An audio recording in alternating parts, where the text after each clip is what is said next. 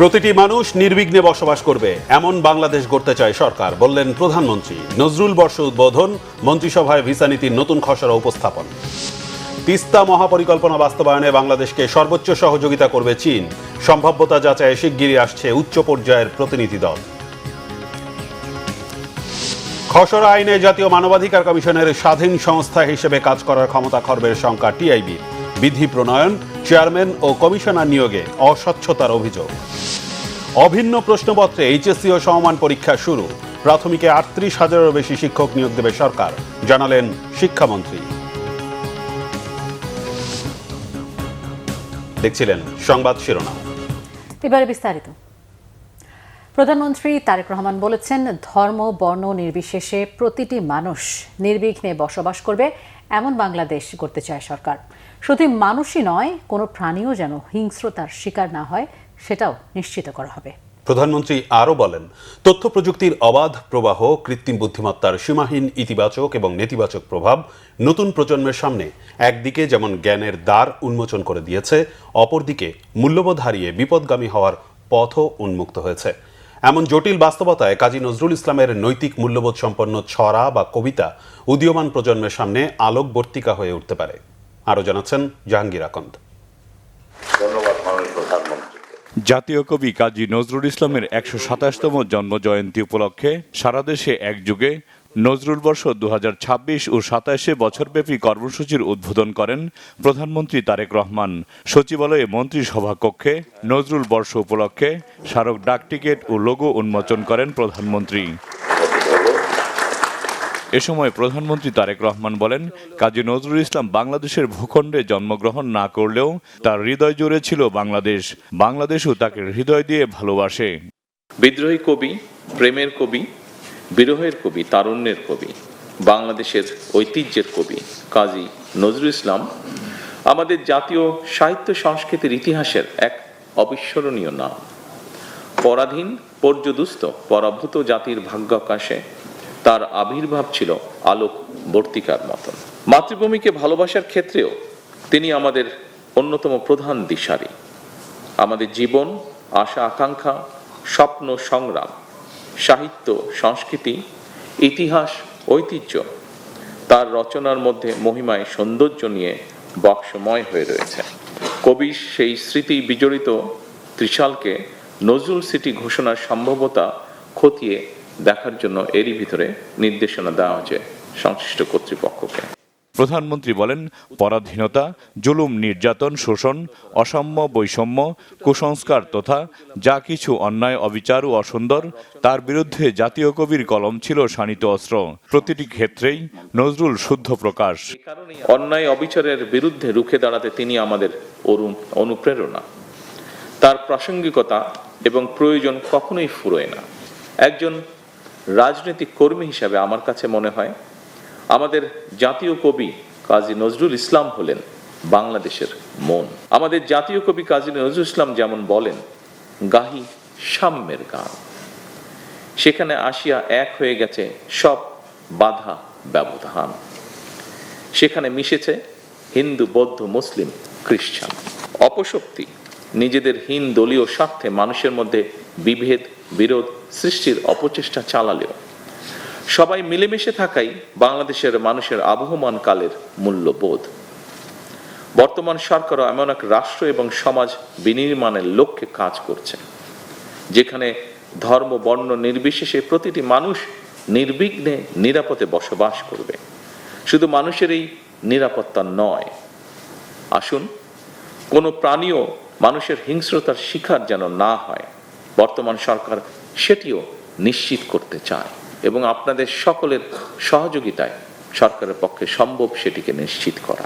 জাতীয় কবির জীবন ও কর্মের সঙ্গে গণমানুষ, বিশেষ করে বর্তমান প্রজন্মের সম্পর্ক আরও গভীর ও নিবিড় করার প্রয়োজনীয়তা তুলে ধরেন প্রধানমন্ত্রী।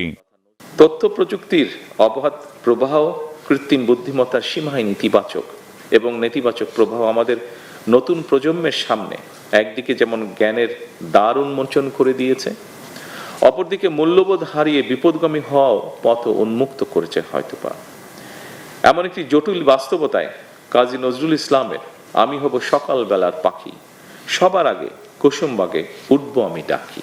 এই ধরনের নৈতিক মূল্যবোধ সম্পন্ন ছড়া বা কবিতা আমাদের প্রজন্মের সামনে আশার আলোক পত্রিকা নিয়ে হয়ে উঠতে পারে। কাজী নজরুল ইসলামের সাহিত্য কর্ম ও তার জীবনবোধ মানুষের ঘরে ঘরে পৌঁছে দেওয়ার আহ্বান জানান প্রধানমন্ত্রী তারেক রহমান। জাহাঙ্গীর আকন্দ, বাংলা ভিশন, ঢাকা।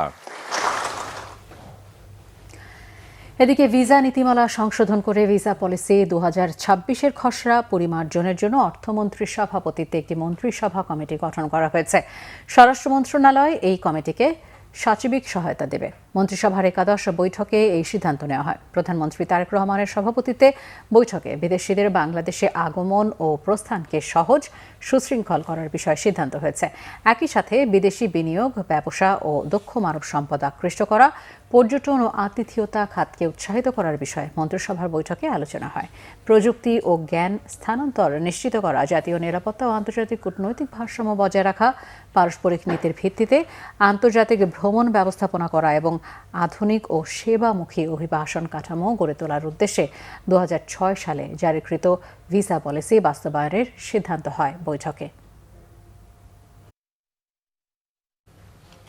তিস্তা মহাপরিকল্পনা বাস্তবায়নে বাংলাদেশকে সর্বোচ্চ সহযোগিতা করবে চীন, জানিয়েছেন দেশটির রাষ্ট্রদূত ইয়া ওয়েন। জানান, সম্ভাব্যতা যাচাইয়ে শিগগিরই একটি টেকনিক্যাল প্রতিনিধি দল আসছে। বাংলাদেশের প্রধানমন্ত্রীর সফর ফলপ্রসূ হয়েছে উল্লেখ করে তিনি বলেন, এটি চীন বাংলাদেশ সম্পর্কের ইতিহাসে একটি মাইল ফলক। বাংলাদেশ মিয়ানমার চীন করিডোরটি ইকোনমিক করিডোর, চাইলে অন্য দেশও তাতে যোগ দিতে পারবে বলেও রাষ্ট্রদূত জানান। আহমেদ সারোয়ারের রিপোর্ট। বাংলাদেশের প্রধানমন্ত্রী তারেক রহমানের চীন সফর নিয়ে বৃহস্পতিবার সকালে ঢাকায় সংবাদ সম্মেলন করে চীনা দূতাবাস। রাষ্ট্রদূত ইয়া ওয়েন সফরের বিস্তারিত তুলে ধরে বলেন, প্রধানমন্ত্রীর চীন সফরটি পারস্পরিক সহযোগিতার ও বিশ্বাসের নতুন পথ তৈরি করেছে। দুই নেতার আলোচনা ফলপ্রসূ হয়েছে। পারস্পরিক যোগাযোগ, দ্বিপাক্ষিক সম্পর্ক, পারস্পরিক বিশ্বাস ও সহযোগিতার সম্পর্ক আরও দৃঢ় হয়েছে। চীন বাংলাদেশ সম্পর্কের ইতিহাসে এটি একটি মাইলস্টোন। এক প্রশ্নের জবাবে রাষ্ট্রদূত জানান, বাংলাদেশের আগ্রহে তিস্তা ব্যারেজ প্রকল্পে সহায়তা করবে চীন। সফরে তিস্তা ব্যারেজ প্রকল্প নিয়ে আলোচনা হয়েছে। চীন কিভাবে সাহায্য করতে পারে তা বলা হয়েছে। ফিজিবিলিটি স্টাডি করতে উচ্চ পর্যায়ের একটি টেকনিক্যাল দলও খুব শিগগিরই আসবে। তিস্তা বাংলাদেশের প্রকল্প, বাংলাদেশের ইচ্ছায় চীন এখানে কাজ করবে। এই সফরের ফলে সামনের দিনে দুদেশের মধ্যে দ্বিপাক্ষিক বাণিজ্য ও সহযোগিতা আরও বাড়বে। প্রতিরক্ষা ও প্রযুক্তি সহ বিভিন্ন খাতে সহযোগিতা অব্যাহত রাখবে বেইজিং। চীন বাংলাদেশ মিয়ানমারের মধ্য দিয়ে ইকোনমিক করিডোরের বিষয়ে দৃঢ় প্রতিজ্ঞ। আমাদের এই করিডোর পরিকল্পনা অর্থনৈতিক উন্নয়নের জন্য, অন্য কোনো কিছু আমাদের চিন্তায় নেই। চীন কারো অভ্যন্তরীণ বিষয়ে হস্তক্ষেপ করে না। অন্য কোনো দেশও চাইলে এই ইকোনমিক করিডোরে যোগ দিতে পারবে।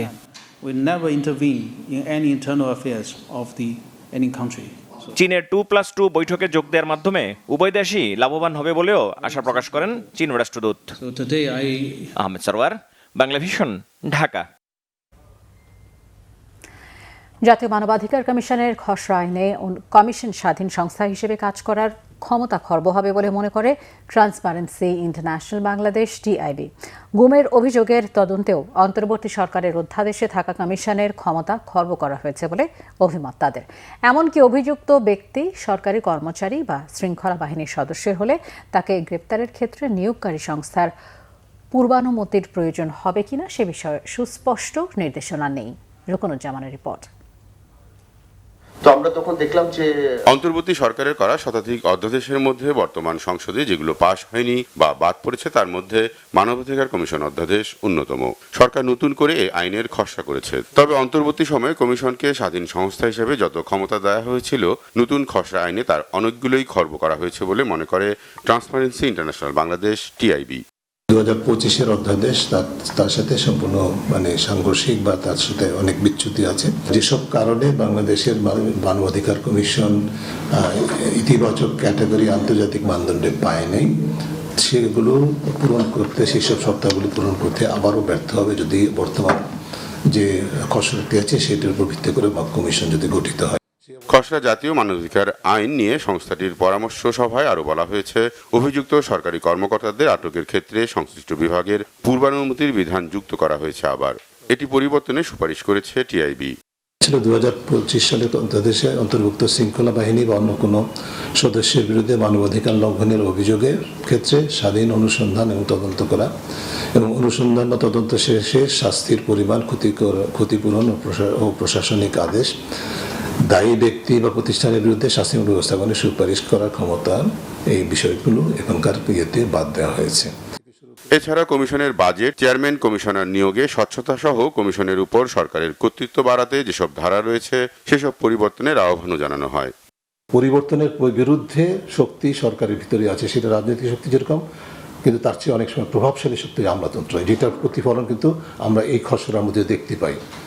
পুরো জিনিসটাকে আপনারা বিশ্লেষণ করেন, যে কোনো একজন সাধারণ চোখে যদি বিশ্লেষণ করেন, পুরো বিষয়টা আসছে আমলাতন্ত্রকে, এবং সেটা পোশাক এবং পোশাকের বাইরে আমলাতন্ত্র পক্ষ থেকে। সেই সঙ্গে কমিশনের কার্যক্রম উপজেলা পর্যায়ে সম্প্রসারণের সুপারিশও করেছে টিআইবি। সংস্থাটি মানবাধিকার কমিশন আইন নিয়ে তাদের এই সুপারিশ আইনমন্ত্রী সহ সংসদের কাছে পৌঁছে দেবে। রকুনুজ্জামান, বাংলা ভিশন, ঢাকা। সারা দেশে একযোগে শুরু হয়েছে উচ্চ মাধ্যমিক সার্টিফিকেট ও সমমানের পরীক্ষা। প্রথম দিন হয়েছে বাংলা প্রথম পত্রের পরীক্ষা। সকালের বৃষ্টিতে কিছুটা ভোগান্তি হলেও যানজট কম ও অভিন্ন প্রশ্নপত্র সহ সার্বিক ব্যবস্থাপনায় সন্তুষ্টি প্রকাশ করেছেন অভিভাবকরা। নাবিল জাহাঙ্গীরের রিপোর্টে বিস্তারিত। এইচএসসি ও সমমান পরীক্ষার প্রথম দিন গুড়ি গুড়ি বৃষ্টি মাথায় করে এভাবেই ছুটতে হয়েছে পরীক্ষার্থীদের। বৃষ্টি কাদার ভোগান্তি উপেক্ষা করে সন্তানের জন্য কেন্দ্রের বাইরে অপেক্ষা করেছেন অভিভাবকরাও। রাস্তায় যানজট কম থাকায় আর সময় হাতে নিয়ে বের হওয়ায় সময় মতো কেন্দ্রে পৌঁছতে পেরেছেন অধিকাংশ পরীক্ষার্থী। তবে অনিবার্য কারণে কেন্দ্রে পৌঁছাতে দেরি হলে এবছর প্রবেশের বিশেষ ব্যবস্থা ছিল। যেহেতু বৃষ্টি হচ্ছে, বাচ্চারা না ঢোকা পর্যন্ত তো আমি যেতে পারছি না। ছেলে ঢুকছে এখন রুমে, এখন পরীক্ষাটা দিচ্ছে, এখন আমরা বাইরে দাঁড়ায় আছি। ছেলে কিরকম পরীক্ষা দিচ্ছে? দাঁড়ায় থাকাটা অনেক কষ্ট, এই বৃষ্টি পড়তেছে, চশমা ভিজে গেছে, কিছুই চোখে দেখতেছিলাম না। সার্বিক ব্যবস্থাপনায় সন্তুষ্ট অভিভাবকরা। অভিন্ন প্রশ্নপত্রে পরীক্ষাকেও স্বাগত জানিয়েছেন তারা। টিচাররা, আমাদের কর্মচারীরা সবাই সহযোগিতা করছে। আমরা সিসি ক্যামেরা লাগিয়েছি এবং আমরা সার্বিক ব্যবস্থাপনা আমাদের চমৎকার, আলহামদুলিল্লাহ। এইবার আমি যা দেখছি যে ব্যবস্থাপনাটা খুব ভালো, ট্রাফিক সিস্টেমটাও একটু থাকলেও তারা অনেক চেষ্টা করছে যে রাস্তাটা ক্লিয়ার করার। যে অভিন্ন প্রশ্নপত্রে পরীক্ষা হলে প্রশ্নের মানটা একটু স্ট্যান্ডার্ড মান থাকবে। যেহেতু একই ধরনের প্রশ্ন, অতএব আমি আশা করি যে বাংলাদেশের যে সমস্ত বোর্ডগুলিতে পরীক্ষা হচ্ছে এবং যে সমস্ত কলেজগুলিতে পরীক্ষা হচ্ছে, ওই কলেজগুলিতে আশা করি যে ভালো ফলাফল করতে পারবে। পরীক্ষা শেষে ইতিবাচক প্রতিক্রিয়া শিক্ষার্থীদের। হ্যাঁ, সবই ভালোভাবে হয়েছে, টিচাররা ভালোভাবে গাইড দিচ্ছে। মানে যেমন টেনশন ছিল, একটা ভয় ছিল, সেটা হয়নি। ভিতরে যে একটা কনফিডেন্স পেয়েছি। সবকিছু ভালো হয়েছে, আলহামদুলিল্লাহ। প্রশ্ন ঠিকঠাক ছিল? হ্যাঁ, স্ট্যান্ডার্ড টাইপের কোশ্চেন ছিল। কোনো ধরনের সমস্যা ছিল না। আমাদের ঢোকার সময় চেক করে ঢুকে নিয়ে গেছে, দেন হচ্ছে আমাদের প্রশ্ন দিছে ঠিক টাইমে, তারপর খাতা নিচ্ছে, তারপর সব হচ্ছে শিখাই দিছে কিভাবে কমপ্লিট করতে হবে। এবছর লিখিত পরীক্ষা শেষ হবে 8 আগস্ট, এরপর 15 আগস্ট পর্যন্ত ব্যবহারিক পরীক্ষা চলবে। এবার 3 শিক্ষা বোর্ড মিলিয়ে মোট 12,70,583 জন পরীক্ষার্থী অংশ নিচ্ছেন। নাবিল জাহাঙ্গীর, বাংলা ভিশন, ঢাকা। আদালতে নিয়োগ সংক্রান্ত মামলার নিষ্পত্তি হয় প্রাথমিক বিদ্যালয়ে প্রধান শিক্ষক নিয়োগ ও পদোন্নতিতে বাধা নেই। সচিবালয়ে এক ব্রিফিংয়ে এই কথা জানিয়েছেন শিক্ষামন্ত্রী আনম এহসানুল হক মিলন। তিনি জানান, খুব শিগগিরই শূন্য পদে 36,000-এর বেশি প্রধান শিক্ষককে পদোন্নতি এবং 38,000-এর বেশি শিক্ষক নিয়োগ দেওয়া হবে। একই সাথে প্রাথমিক শিক্ষার মান বাড়াতে শিক্ষকদের প্রশিক্ষণ ও আধুনিক কারিকুলামের পরিকল্পনার কথাও জানান শিক্ষামন্ত্রী। রিপোর্ট রিশাদ নাসরুল্লাহ। আদালতে মামলা চলমান থাকায় দীর্ঘদিন ধরে শূন্য ছিল দেশের প্রায় 36,000 সরকারি প্রাথমিক বিদ্যালয়ের প্রধান শিক্ষকের পদ। তবে বৃহস্পতিবার শিক্ষক নিয়োগে বাধা নেই বলে রায় দিয়েছেন আপিল বিভাগ। আইন অনুযায়ী যেটি করা হয়েছিল, সরাসরি নিয়োগপ্রাপ্ত শিক্ষকদের স্থান থাকবেন উপরে, আর অধিগ্রহণকৃত বেসরকারি স্কুল থেকে যারা এসেছেন তাদের স্থান থাকবে নিচে। এইটাই আজকে প্রতিষ্ঠিত হলো। এই আইনি জটিলতার কারণে সারা দেশে প্রায় 32,000 প্রাথমিক বিদ্যালয়ে কোনো প্রধান শিক্ষক ছিলেন না। অনেক ক্ষেত্রে স্থানীয় আয়োজনের মাধ্যমে হয়তো একজনকে দায়িত্ব দেওয়া হয়েছে, কিন্তু সরকারের যে বদলি মানে শিক্ষক নিয়োগ দেওয়া, প্রধান শিক্ষক নিয়োগ দেওয়ার ব্যাপার, প্রধান শিক্ষক বদলি করার যে সরকারের যে ক্ষমতা আছে, এই মামলাটির কারণে সেটি এতদিন পর্যন্ত কার্যকর ছিল না। আজকের রায়ের পরে সেটা জটিলতা নিরসন হবে, সরকার প্রধান শিক্ষক নিয়োগ দিতে পারবেন এবং একটা শৃঙ্খলা ফিরে আসবে। আপিল বিভাগের রায়ের পর এক ব্রিফিংয়ে শিক্ষামন্ত্রী জানান, দ্রুততম সময়ে নিয়োগ প্রক্রিয়া শুরু করতে মন্ত্রণালয়কে কাজ করতে নির্দেশনা দেওয়া হয়েছে। এখানে আমাদের 32,000 শিক্ষক হেডমাস্টার প্রমোশন জন্য আটকে আছে, তার সাথে ওদের 283 জন, সেটাও একই সাথে ছিল। এখন আজকে অ্যাজ অফ টুডে এসে আমাদের হেডমাস্টারের শূন্য পদ এসে দাঁড়িয়েছে 36,235টি আউট অফ আমাদের 65,500 স্কুলের মধ্যে। এর মধ্যেও আরও আমাদের পদ শূন্য হয়েছে। এই পদ শূন্য হলো সহকারী শিক্ষক, অর্থাৎ আমরা যদি 36,235 জন শিক্ষককে এখন প্রমোশনটা দিতে পারি, সেই সাথে আমাদের ইমিডিয়েটলি আমাদের আসন শূন্য হয়ে যাবে 38,443 জন। আমি ইতিমধ্যে নির্দেশ দিয়েছি আমাদের শেডের সচিব এবং প্রাইমারি এডুকেশন সচিবকে ঘণ্টাখানেক আগে যে আপনি রিকোয়েজিশন তৈরি করে ফেলেন। আজকে বিকেলের ভিতরেই আমরা পিএসসিকে এই রিকোয়েজিশনগুলি পাঠাবো এবং তারা যেন স্পেশাল এই নিয়োগগুলো আমাদের দিতে পারে। সাংবাদিকদের প্রশ্নের জবাবে শিক্ষামন্ত্রী জানান, প্রাথমিক থেকে আনন্দময় এবং নৈতিক শিক্ষাকে সমন্বয় করে নতুন কারিকুলামের ব্যাপারে কাজ করছে সরকার। রিশান নাসরুল্লাহ, বাংলা ভিশন, ঢাকা। জাতীয় সংসদের চিফ হুইপ নুরুল ইসলাম মনি জানিয়েছেন, সরকার ও বিরোধী দল ঐক্যবদ্ধভাবে বাজেট বাস্তবায়ন করবে। বলেন, জীবন বান্ধব বাজেট দিয়ে মানুষকে বাঁচানোর উদ্যোগ নিয়েছেন প্রধানমন্ত্রী তারেক রহমান। প্রধানমন্ত্রী তারেক রহমানের নেতৃত্বে বিএনপি সরকারের প্রথম বাজেটোত্তর সংবাদ সম্মেলনে একথা বলেন চিফ হুইপ। তিনি বলেন, অতীতের রেওয়াজ বাদ দিয়ে বিরোধী দলকে এই বাজেট অধিবেশনে 31% কথা বলার সুযোগ দিয়েছে সরকার। পাশাপাশি বিরোধী দলের বেশিরভাগ প্রস্তাব গ্রহণ করা হয়েছে। সাংবাদিকদের প্রশ্নের জবাবে নুরুল ইসলাম মনি আরও জানান, জুলাই সনদের ভিত্তিতে সংবিধান সংশোধন করা হবে। পাশাপাশি সংবিধান সংস্কারের বিষয়ে সরকার ও বিরোধী দল সংসদের ভেতরে ও বাইরে আলোচনা করবে। চিফ হুইপ জানান, দুর্নীতি ও টাকা পাচার রোধে সরকারের কঠোর অবস্থান থাকায় বাজেটে বিভিন্ন খাতে ট্যাক্স কমলেও দেশ পরিচালনায় কোনো অসুবিধা হবে না।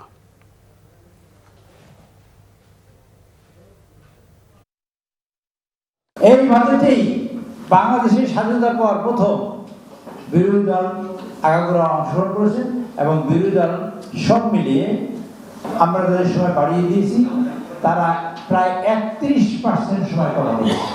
সরকার এবং বিরোধী দল ঐক্যবদ্ধভাবে দেশটিকে দাঁড়া করতে চায়, তার স্বাধীনতাকে অক্ষুণ্ণ রাখতে চায়, তার সার্বভৌমত্বকে সঠিক রাখতে চায়, গণতন্ত্র প্রতিষ্ঠিত করতে চায়। খাদ্যদ্রব্য সমূহ প্রয়োজনীয় 63টা আইটেমে কোনো ট্যাক্স বাড়ানো হয় নাই। 5% ছিল, গভর্নমেন্ট করেছে 0.5।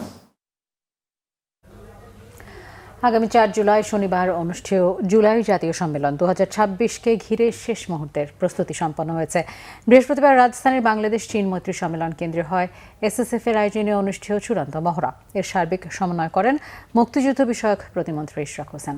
আয়োজকদের বিভিন্ন দিক, অতিথি অভ্যর্থনা, মঞ্চ ব্যবস্থাপনা, নিরাপত্তা ও সার্বিক নিবিড়ভাবে পর্যালোচনা করা হয়। আয়োজকদের দাবি, নিরাপত্তা ও আয়োজনের সব প্রস্তুতি শেষ। সম্মেলনে প্রধান অতিথি হিসেবে উপস্থিত থাকবেন প্রধানমন্ত্রী তারেক রহমান। দেশের বিভিন্ন প্রান্ত থেকে প্রতিনিধি ও আমন্ত্রিত অতিথিদের অংশগ্রহণে সম্মেলনটি অনুষ্ঠিত হবে।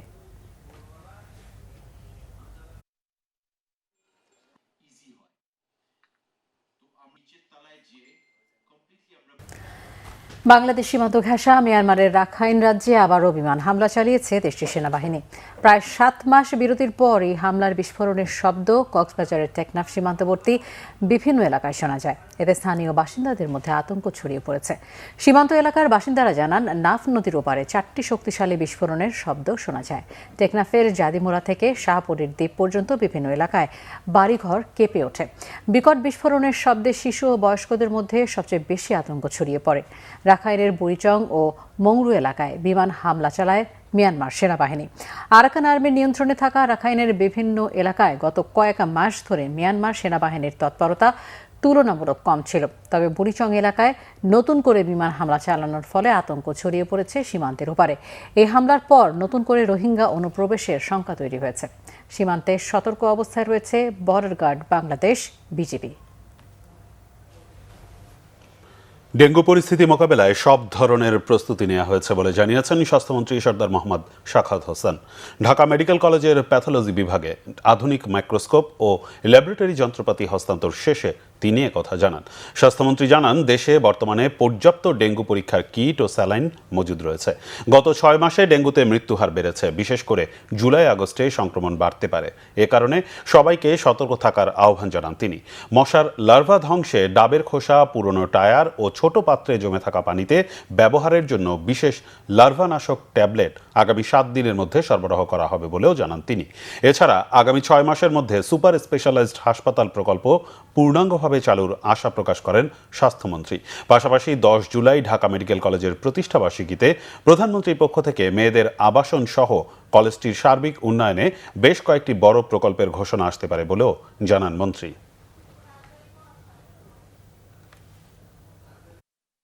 আমরা গত 2 মাস যাবৎ কিন্তু পরিচ্ছন্নতা অভিযান চালিয়েছি up to the district level, উপজেলা লেভেল পর্যন্ত। এখন আপনার প্লাটিলেটের প্রবলেমে কিন্তু মারা যাচ্ছে না। লিকেজ অফ প্রবলেম যখন হয়ে যায় তখন কিন্তু রোগী মারা যায়। সেই কারণে আমরা গত সিভিল সার্জন সবার সাথে আমরা মিটিং করেছি।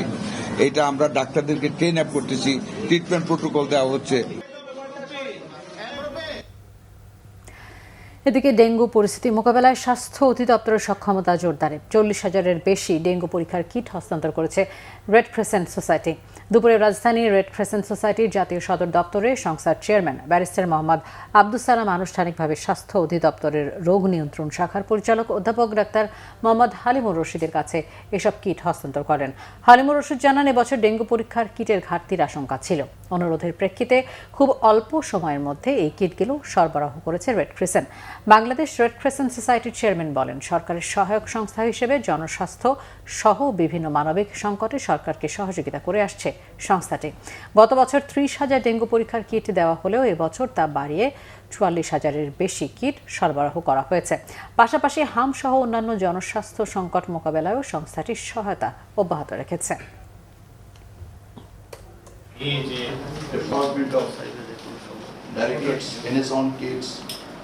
আমাদের যে রেসপন্সিবিলিটি, সেই রেসপন্সিবিলিটিটাকে আমরা আরও বেশি স্ট্রেনথেন করার জন্য আমরা সবসময় পলিসি আমরা আপডেট করে থাকি। আমাদের আগে যে পরিমাণে যে মেডিকেল ইকুইপমেন্ট এবং সাপ্লাই দেওয়া হয়েছিল তার চেয়ে বেশি আগের বছর আগে যখন দেওয়া হয়েছে 30,000, এইবার আরও 10,000 বাড়িয়ে আমরা 40,000-এ নিয়েছি। যে হেলথ অ্যাওয়ারনেস যদি আমরা আরও পলিসি নিতে পারি এবং এটাকে যদি আরও গতিশীল করি, তাহলে সেটা প্রিভেনশনটা একটি ইম্পর্টেন্ট ইস্যু, যেটি ডিজি সাহেব বলেছেন। এই বিষয়ে আমরা চিন্তা করছি আমাদের অর্গানাইজেশন থেকে। আমরা মোর ভলান্টিয়ার আমরা রিক্রুট করতে যাচ্ছি এবং তাদেরকে প্রপার ট্রেন করারও আমরা ইনিশিয়েটিভ নিচ্ছি, যাতে প্রিভেনশনটাকে আরও শক্তিশালী করা যায়। প্রতিবন্ধীদের সেবা নিশ্চিতে সমন্বিতভাবে কাজ করবে সবগুলো মন্ত্রণালয়। বৃহস্পতিবার প্রতিবন্ধীদের অধিকার ও সেবা নিশ্চিতকরণ কমিটির সভা শেষে এ তথ্য জানান স্বাস্থ্য প্রতিমন্ত্রী ডাক্তার এম এ মুহিত। তিনি বলেন, দেশের বিশেষ চাহিদা সম্পন্ন প্রতিবন্ধী নাগরিকদের সেবা ও পুনর্বাসন করতে খোলা হবে আলাদা ফাইল। এতে দীর্ঘমেয়াদী সহায়তা করা সম্ভব হবে। প্রাথমিকভাবে দেশের 500টি উপজেলা স্বাস্থ্যকেন্দ্র ও শিক্ষা প্রতিষ্ঠান প্রতিবন্ধী বান্ধব করা হচ্ছে। চলতি অর্থবছর থেকেই সরকার এই কার্যক্রমকে তৃণমূল পর্যায়ে ছড়িয়ে দেওয়ার পরিকল্পনা নিয়েছে। স্বাস্থ্য প্রতিমন্ত্রী আরও জানান, সরকারি স্থাপনা ও গণপরিবহনে যুক্ত হবে বিশেষ সুবিধা। পাশাপাশি ভবন নির্মাণে প্রতিবন্ধী বান্ধব পরিবেশ নিশ্চিত করা বাধ্যতামূলক করা হচ্ছে।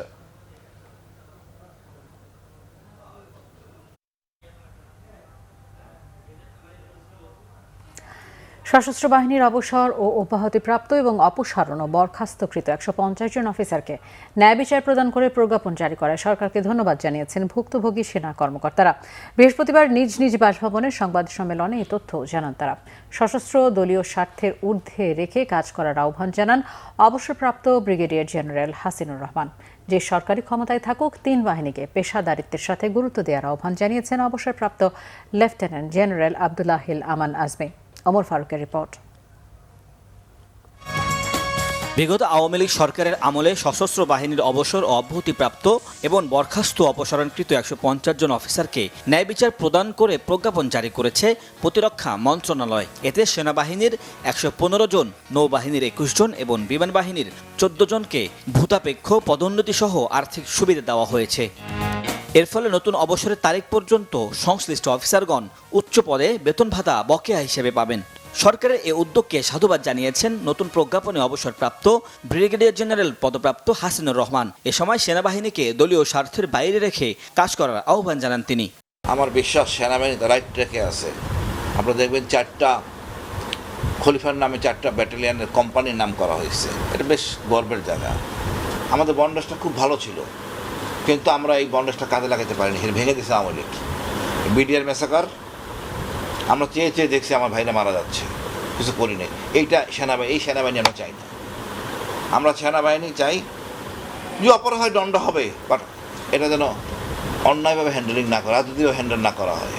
বিএনপি সরকার ক্ষমতায় আসার পর সেনাবাহিনীর সুনাম ফিরে এসেছে বলে মন্তব্য করেন অবসরপ্রাপ্ত লেফটেন্যান্ট জেনারেল পদপ্রাপ্ত আব্দুল্লাহিল আমান আজমি। এ সময় এ ধরনের কর্মকাণ্ড বন্ধে সংবিধান পরিবর্তন ও স্বাধীন বিচার বিভাগ প্রতিষ্ঠার আহ্বান জানান তিনি। মাননীয় প্রধানমন্ত্রী, 3 বাহিনী প্রধান এবং প্রধানমন্ত্রী যিনি সামরিক উপদেষ্টা আছে, সবাই এটার জন্য শুকরিয়া জ্ঞাপন করছি সবার কাছে, কারণ ওনাদের এই চেষ্টা না হলে এটা আরও হয়তো বিলম্ব হতো। এখানে পেশাদারিত্ব সবার উপরে প্রাধান্য পাওয়া উচিত, যোগ্যতা, দক্ষতা, পেশাদারিত্ব। এখানে যদি রাজনৈতিক বিবেচনা আসে তাহলে দেখা যায় যে অনেক অযোগ্য অদক্ষ লোক শুধুমাত্র চাটুকারিতার মাধ্যমে তারা উপরে উঠে এবং তারা দেশের জন্য কল্যাণকর কিছু বয়ে আনে না। যারা পেশাগতভাবে যোগ্য, দক্ষ, তারাই দেশের জন্য কিছু কল্যাণকর করতে পারে। বিগত সরকার সেনাবাহিনীকে এমনভাবে ব্যবহার করেছে যে সেনাবাহিনী মানুষের কাছে ধিক্কারের পাত্র হয়ে গিয়েছিল। আমি মনে করি নির্বাচনের মাধ্যমে আবার সেনাবাহিনীর সেই হারানো গৌরব ফিরে এসছে। Omar Faruk, Bangla Vision, Dhaka. Bangladesh securities and exchange commission বিএসইসির চেয়ারম্যান মাসুদ খান জানিয়েছেন, দ্রুত সময়ে এই শেয়ার বাজারের নতুন নতুন কোম্পানি আনতে চায় নিয়ন্ত্রক সংস্থাটি। এজন্য সহজ করা হবে তালিকাভুক্তির প্রক্রিয়া। রাজধানীতে ঢাকা স্টক এক্সচেঞ্জে ডিএসই ব্রোকার্স অ্যাসোসিয়েশন ডিবিএ আয়োজিত অনুষ্ঠানে এ তথ্য জানান তিনি। বিএসইসি চেয়ারম্যান জানান, বিএসইসি আর কেবলই বাজার তদারকি করতে চায় না, সকল প্রতিবন্ধকতা দূর করে প্রয়োজনীয় সুযোগ সুবিধা নিশ্চিত করতে চায়। এ সময় ডিবিএ সভাপতি সাইফুল ইসলামও পুঁজিবাজারে নতুন কোম্পানি তালিকাভুক্তির দাবি জানান। বলেন, শেয়ার বাজার সংশ্লিষ্ট প্রতিষ্ঠানগুলোর যার যা কাজ সেটি করতে দিতে হবে। মার্চেন্ট ব্যাংকগুলো নতুন নতুন কোম্পানি বাজারে আনতে না পারলে প্রয়োজনে লাইসেন্স বাতিলের কথা বলেন তিনি। এ সময় ঢাকা স্টক এক্সচেঞ্জ ডিএসির চেয়ারম্যান মমিনুল ইসলাম বিনিয়োগ বান্ধব নীতি সহায়তা চান বিএসইসির কাছ থেকে।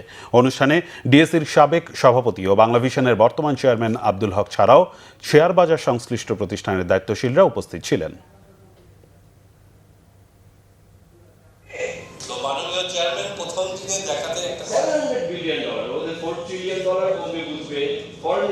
আইপিও রুলের যে পেইনগুলো যেগুলো আছে আমি নিজে পড়ে বলেছি এটা তো একটা আপনার ফ্রেন্ডলি আইপিও রুল হতে পারে না। এই রুলে আসলে তো কেউ আইপিও করতে পারবে না। আইপিও প্রসেসটাকে আমাকে অনেক সহজ করতে হবে এবং এটাই নেক্সট উইক আমি ডিসকাস করব যে সহজ করার উপায়টা কি। It should not be like this that একটা আপনার ইস্যু ম্যানেজার ফাইন্যান্সিয়াল স্টেটমেন্ট পাঠালো, ওটাকে আমি রিঅডিট করলাম। ওয়াই? 12 কেজি এলপিজি সিলিন্ডার গ্যাসের দাম কমলো 357 টাকা। এই হিসেবে 12 কেজি সিলিন্ডারের দাম পড়বে 1528 টাকা। নতুন দর সন্ধ্যা 6টা থেকে কার্যকরের ঘোষণা দিয়েছে নিয়ন্ত্রক সংস্থা Bangladesh energy regulatory commission BERC. বৃহস্পতিবার সন্ধ্যায় নতুন দর ঘোষণা করেন কমিশনের চেয়ারম্যান জালাল আহমেদ। তিনি জানান, ভোক্তা পর্যায়ে এলপিজির দাম প্রতি কেজিতে কমেছে 29 টাকা 76 পয়সা। এতে বাজারে সবচেয়ে বেশি ব্যবহৃত 12 কেজি এলপিজির দাম কমল 357 টাকা। বিদ্যুতের দাম বৃদ্ধির পর গ্রাহকদের ভুতুরে বিলের অভিযোগ প্রসঙ্গে তিনি জানান, এ বিষয়ে নির্বাহী বিভাগ ব্যবস্থা নিচ্ছে। এরপরও সুনির্দিষ্ট অভিযোগ পেলে সুষ্ঠু পদক্ষেপ নেওয়া হবে। নির্ধারিত দামের তুলনায় বেশি দরে এলপিজি সিলিন্ডার বিক্রির অভিযোগ সম্পর্কে বিইআরসি চেয়ারম্যান জানান, কোনো কোনো জায়গায় নির্ধারিত দরের চেয়েও কম দামে এলপিজি বিক্রি হচ্ছে। বাংলাদেশ প্রকৌশল ও প্রযুক্তি বিশ্ববিদ্যালয় বুয়েটে জাঁকজমকপূর্ণভাবে সম্পন্ন হয়েছে আনোয়ার ইস্পাত সিভিল ইঞ্জিনিয়ারিং ফুটবল ফেস্ট 2026। ম্যাচটিকে ঘিরে আনন্দে মেতে ওঠে বুয়েটের ফুটবল প্রেমী শিক্ষার্থীরা। খেলা শেষে শুরু হয় পুরস্কার বিতরণী অনুষ্ঠান। উপস্থিত ছিলেন আনোয়ার গ্রুপ বিল্ডিং ম্যাটেরিয়াল ডিভিশনের chief marketing officer Ghalib Mohammad. Anwar Ispat থেকে আরও উপস্থিত ছিলেন এজিএম মার্কেটিং অ্যান্ড কমিউনিকেশনের শাহেদ পারভেজ এবং এজিএম বিজনেস ডেভেলপমেন্টের রাজীব আহমেদ। এছাড়াও উপস্থিত ছিলেন বুয়েটের ছাত্রকল্যাণ পরিদপ্তরের সাবেক পরিচালক অধ্যাপক ডক্টর মিজানুর রহমান, ছাত্রকল্যাণ পরিদপ্তরের পরিচালক অধ্যাপক ডক্টর এ.কে.এম. মাসুদ, বুয়েটের ফুটবল উপদেষ্টা অধ্যাপক ডক্টর মুস্তাফা আলী এবং বুয়েট ফুটবলের সাবেক উপদেষ্টা অধ্যাপক ডক্টর মিল তারেক আলী।